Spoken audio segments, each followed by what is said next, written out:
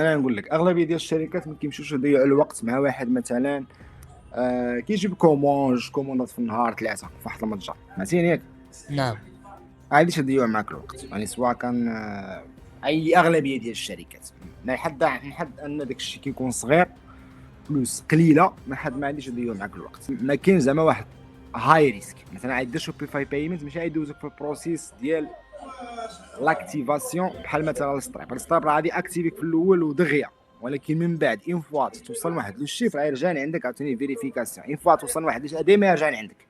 حيت علاش؟ لانك كتشكل ليه خطر ريسك. اوكي فاش نوصل انا ملي كدير ارقام دائما واخا تكون ليغال ولا ماشي ليغال، دائما غتدوز في فيريفيكاسيون مع شركات وحده اخرين.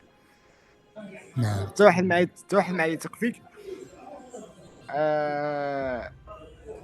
بلا واحد الفولو اب، يعني بالعربيه ما غاديش نقولوا صافي هذا راه ليغال خليوه يدير مليون دولار في النهار. هما وقفوها عليك. نعم. ومن بعد شنو غادي يوقع؟ غتمشي لداركم مثلا تولي تبدا من جديد. you need to find a solution، غتلقى حل كيفاش غتبروسيسي البيمنت. صافي هادشي اللي كاين. اوكي يعني اكسبكت، خصك ما ديرش علاش باش كتمينيميزي الوقت، ولكن الباك اب دائما كيكون كاين.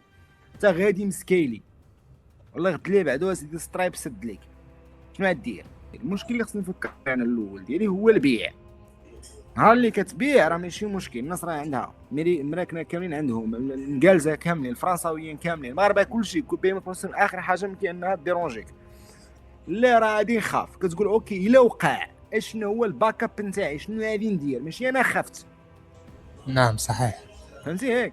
كتحل نعم. من الدماغ ديالك ان وراه الا يشدوا ليا وهما سدوا، خصكم محطوطه غادي نسد. من غيسد غندير اكس وغندير ايكغيك.